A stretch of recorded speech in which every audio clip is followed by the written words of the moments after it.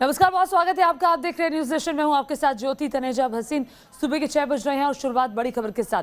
Captain Amarinder Singh से जुड़ी ये बड़ी खबर आ रही है। बीजेपी के राष्ट्रीय अध्यक्ष जेपी नड्डा से मुलाकात कर सकते हैं आज कैप्टन अमरिंदर सिंह। आपको बता दें, कल ही अमित शाह से मुलाकात की थी। कैप्टन अमरिंदर के बीजेपी में शामिल होने की अटकलें अब इससे तेज हो गई हैं। बुधवार शाम को केंद्रीय गृह मंत्री अमित शाह से मिले थे कैप्टन। आज कांग्रेस के असंतुष्ट G23 गुट के नेताओं से भी कैप्टन की मुलाकात संभव है।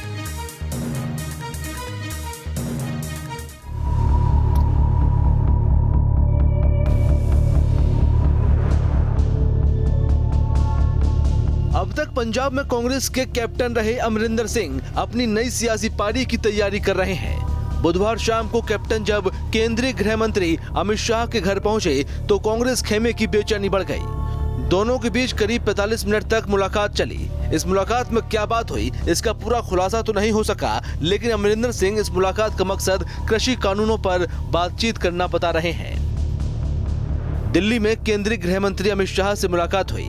कृषि कानूनों के खिलाफ लंबे समय से जारी किसानों के आंदोलन पर चर्चा की और इन कानूनों को रद्द करने और MSP की गारंटी देने के साथ इस मसले पर तत्काल हल करने का आग्रह किया।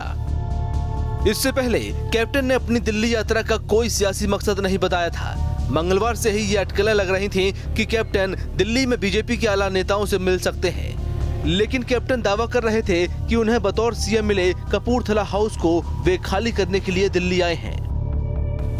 कोई मीटिंग नहीं है, कुछ नहीं है। आप ऐसे ही स्पेकुलेशन कर रहे हैं। कोई चैनल कुछ बताता है, कोई कुछ बताता है। I have to go for some work which I am going for. मैंने अपना कपूरथला हाउस को हैंड ओवर करना है। I have to take over all my material from there. लेकिन बुधवार को दिल्ली में अमित शाह के साथ उनकी मुलाकात के बाद ये कयास लग रहे हैं कि कैप्टन बीजेपी में शामिल हो सकते हैं। ये भी कहा जा रहा है कि आज कैप्टन बीजेपी अध्यक्ष जेपी नड्डा से भी मिल सकते हैं। हालांकि कांग्रेस के कई विधायकों को अब भी लग रहा है कि कैप्टन पार्टी नहीं छोड़ेंगे। ये कैप्टन अमरिंदर सिंह जी का अपना निजी मामला है। हो सकता है अपने निजी काम से गए हों।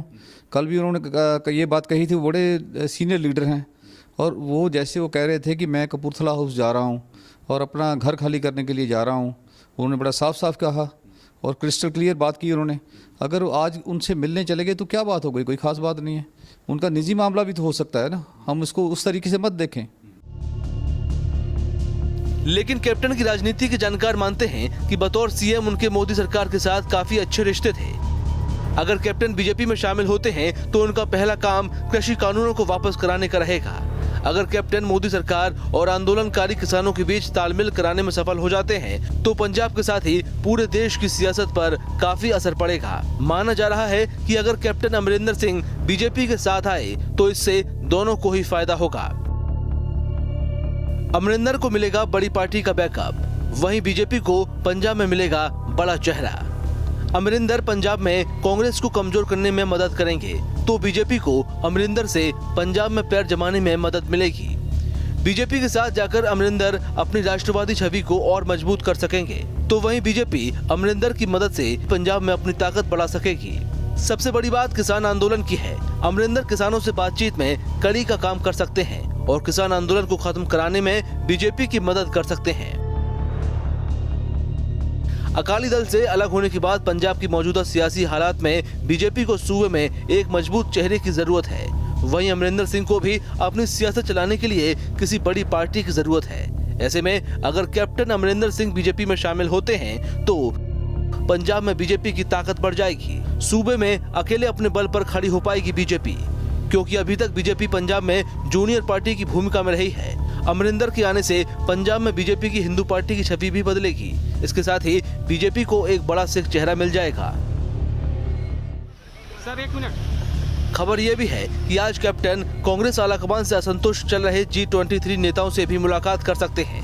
G23 अरसे से कांग्रेस नेतृत्व के कामकाज पर सवाल उठा रहा है और पार्टी में आंतरिक लोकतंत्र और पूर्णकालिक अध्यक्ष की मांग कर रहा है। कांग्रेस की पंजाब संकट के दौरान G23 एक बार फिर से सक्रिय हो गया है।